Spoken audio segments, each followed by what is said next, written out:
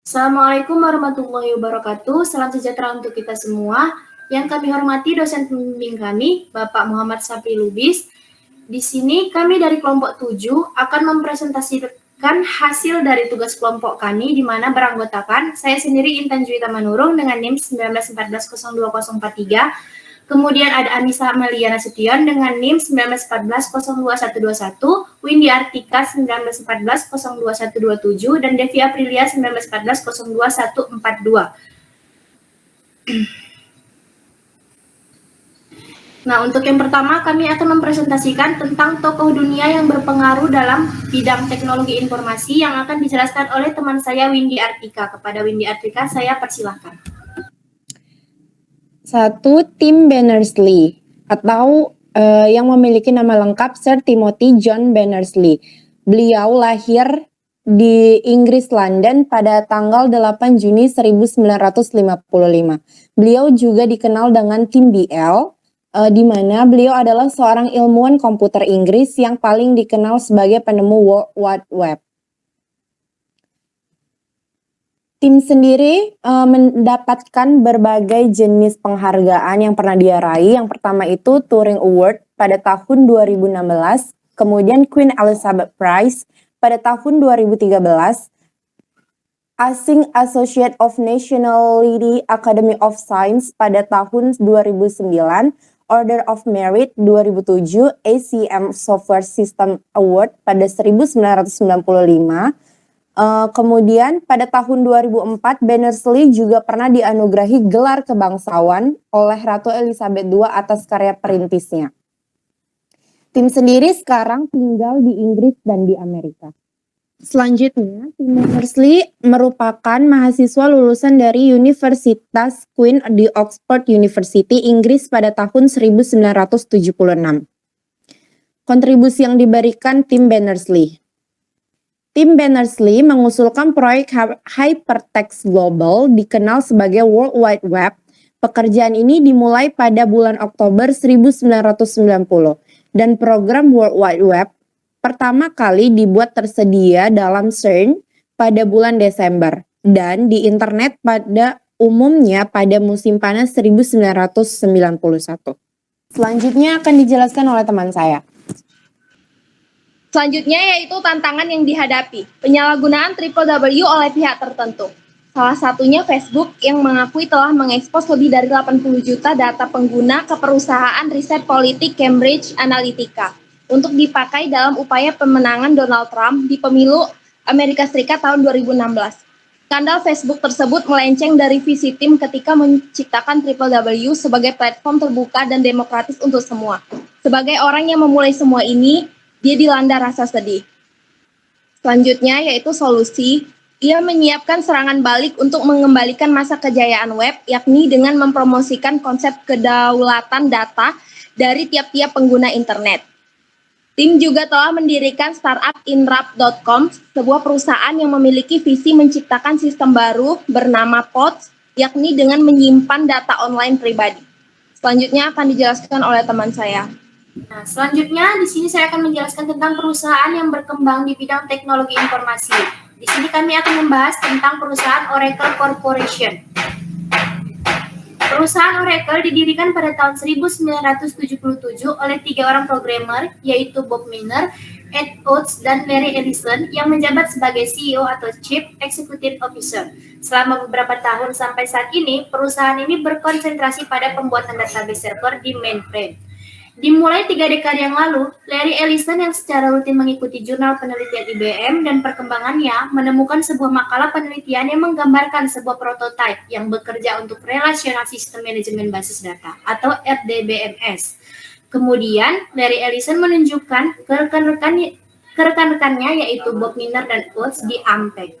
Dari hasil pembicaraan mereka diketahui bahwa tidak ada perusahaan yang telah berkomitmen untuk mengkomersikan teknologi ini. Trio ini pun menyadari ada potensi bisnis luar biasa dalam database relasional. Selanjutnya, mereka bersama-sama mendirikan perusahaan yang akan menjadi Oracle dan mengembangkan Oracle Database. Selanjutnya, saya akan menjelaskan tentang kontribusi Oracle. Oracle adalah perusahaan pertama untuk mengembangkan dan menyebarkan 100% Internet-enabled software enterprise di seluruh lini produk database, aplikasi bisnis, pengembangan aplikasi, dan alat pendukung keputusan. Oracle merupakan salah satu perusahaan yang pertama untuk membuat aplikasi bisnis yang tersedia melalui ide internet. Oracle telah memperkenalkan produk baru, yaitu Oracle Fusion Middleware, dan fungsionalitas yang mencerminkan tujuan-tujuan perusahaan untuk menghubungkan semua tingkat teknologi perusahaan, memastikan pelanggan mendapatkan akses pengetahuan yang dibutuhkan untuk merespon kondisi pasar dengan cepat dan leluasa. Selanjutnya, produk-produk Oracle akan dibahas oleh teman saya. Selanjutnya yaitu produk-produk Oracle. Oracle mempunyai 6 produk, yaitu Oracle Database, yang mana Oracle Database adalah database pertama yang dirancang untuk enterprise grade computing. Sebuah database yang paling fleksibel dan hemat biaya dalam mengatur informasi dan aplikasi. Oracle Database tersedia dalam 3 edisi enterprise, yaitu Enterprise, Standard, dan Personal. Kedua, ada produk Oracle Application Server, di mana Oracle Java 2 Enterprise Edition atau J2EE Server yang bersertifikat mengintegrasikan segala yang dibutuhkan untuk mengembangkan dan membuat aplikasi berbasis web. Aplikasi server mendeploy portal e-business, web service, dan aplikasi transaksional seperti PL atau SQL, Oracle Forms, dan aplikasi yang berbasis J2EE lainnya. Ketiga, ada produk Oracle e-business, di mana yaitu suatu himpunan lengkap bisnis untuk mengatur dan mengoptimasi proses dalam sebuah organisasi. Keempat, ada produk Oracle Collaboration Suite, di mana adalah suatu sistem yang terintegrasi untuk semua komunikasi data dalam sebuah organisasi. Contohnya ada voice, email, fax, wireless, kalender informasi, dan file-file lainnya. Kelima, ada Oracle Development Suite, di mana Oracle Development Suite adalah yang paling komplit. Suatu integrasi yang mengkombinasikan application development dan business intelligence tools. Yang terakhir ada produk Oracle Service. Service seperti Oracle Consulting dan Oracle University yang menyediakan keahlian yang dibutuhkan untuk menjaga Oracle Project supaya tetap dalam jalur dan berjalan dengan baik. Selanjutnya yaitu tantangan yang dihadapi oleh Oracle.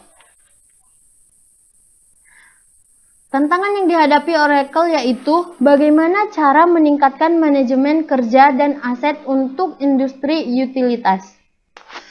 Kemudian solusi yang dibuat oleh Oracle yaitu dengan mengumumkan ketersediaan Oracle Utilities Work and Asset Management 2.1, Oracle Utilities Work dan Asset Management 2.1 membuat perusahaan lebih menjawab tantangan layanan konsumen serta tantangan operasional.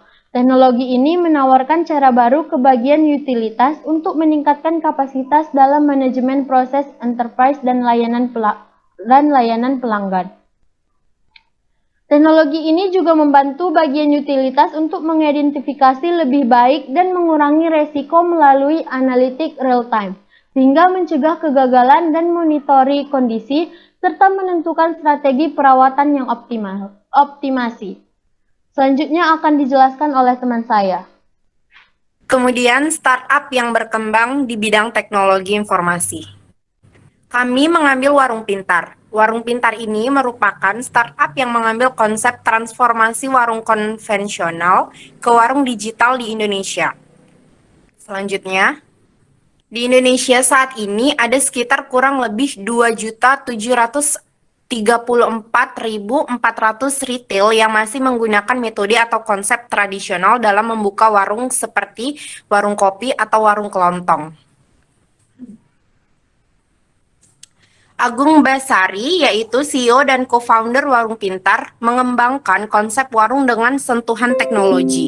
Menurut Agung, kebanyakan perusahaan teknologi mengincar kalangan menengah ke atas.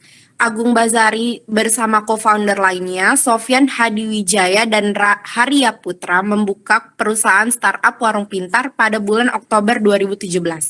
Kemudian resmi mendirikan pada 11 November 2017. Warung Pintar ini memiliki tujuan untuk memodernisasikan warung kelontong dengan teknologi, membuka lapangan kerja dengan cara mempertemukan teknologi dan masyarakat Indonesia yang ingin berdagang, khususnya kelas menengah ke bawah.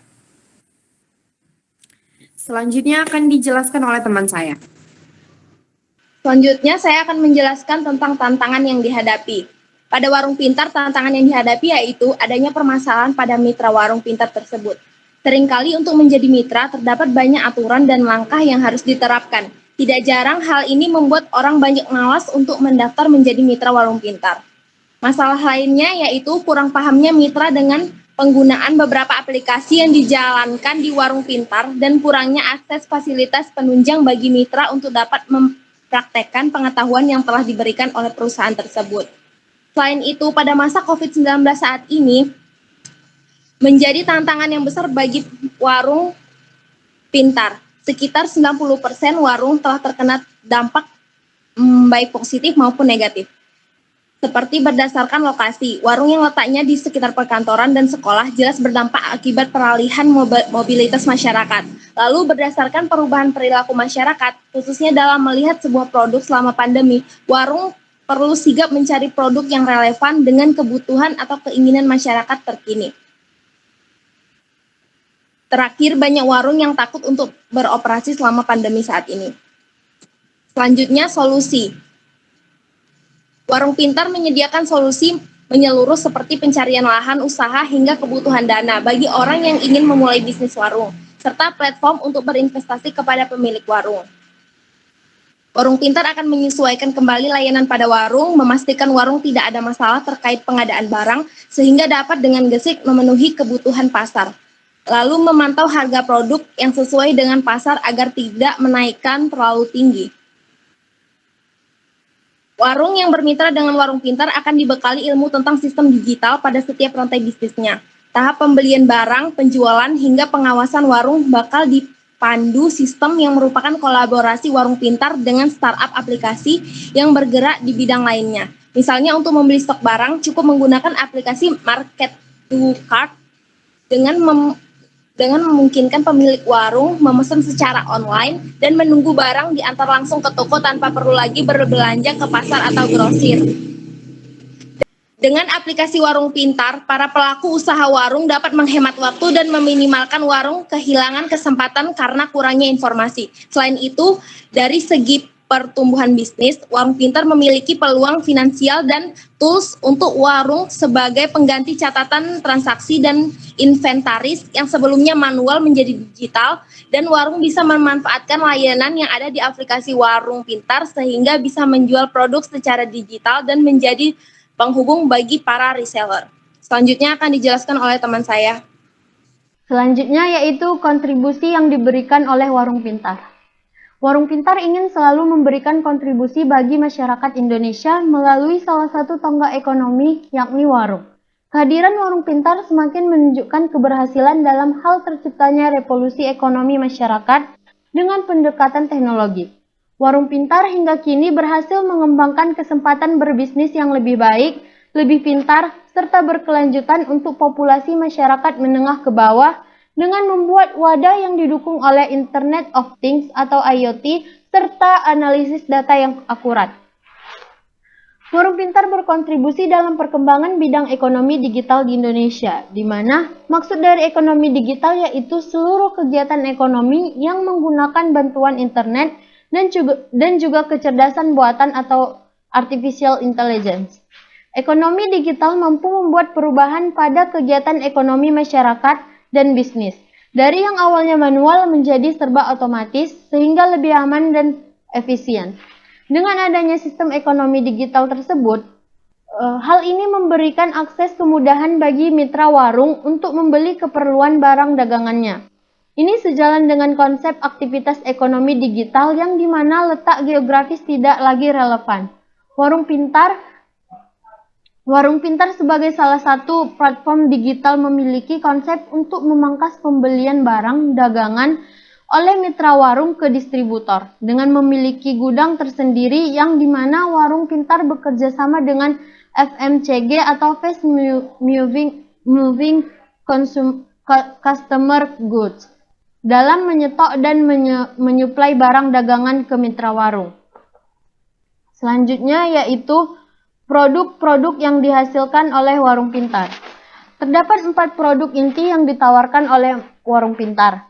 Yang pertama yaitu produk aplikasi Warung Pintar, yang mana ditujukan bagi pemilik warung atau toko kelontong untuk memenuhi kebutuhan stok warung. Kedua ada aplikasi Grosir Pintar yang diperuntukkan bagi toko grosir agar terhubung dengan para pemilik warung dalam radius 5-10 km. Ketiga ada produk Warung Pintar Distribusi yang mana menyediakan sistem manajemen gudang dan solusi inventaris. Kini terdapat sekitar 50 gudang dan depo yang tersebar di seluruh Indonesia. Yang terakhir ada produk Busy Connect Produk, di mana produk ini adalah produk terbaru dari Warung Pintar Group yang diperuntukkan bagi brands dan distributor untuk menjangkau para pemilik warung, di mana sistem distribusi terintegrasi yang didukung dengan aplikasi untuk manajemen salesman dan sistem pelacakan distribusi barang yang efektif. Selanjutnya akan dilanjutkan oleh teman saya. Selanjutnya, dari hasil resume makalah tentang toko, perusahaan, dan startup di bidang IT yang telah kami kumpulkan dan diskusikan dari berbagai sumber, maka dapat diambil dari berbagai kesimpulan, yaitu yang pertama, ada banyak orang yang berperan penting dalam perkembangan teknologi yang sangat bermanfaat dalam merubah hidup manusia seperti saat ini. Dan yang poin yang kedua yaitu pengaruh dan peran teknologi informasi secara tidak langsung telah membuat bisnis berkembang. Dengan adanya teknologi, sebuah bisnis atau perusahaan dapat meningkatkan kebutuhan efisiensi, waktu, dan biaya. Demikianlah hasil presentasi dari kelompok kami. Lebih dan kurangnya kami mohon maaf. Wabillahi taufiq wal hidayah. Wassalamualaikum warahmatullahi wabarakatuh. Terima kasih.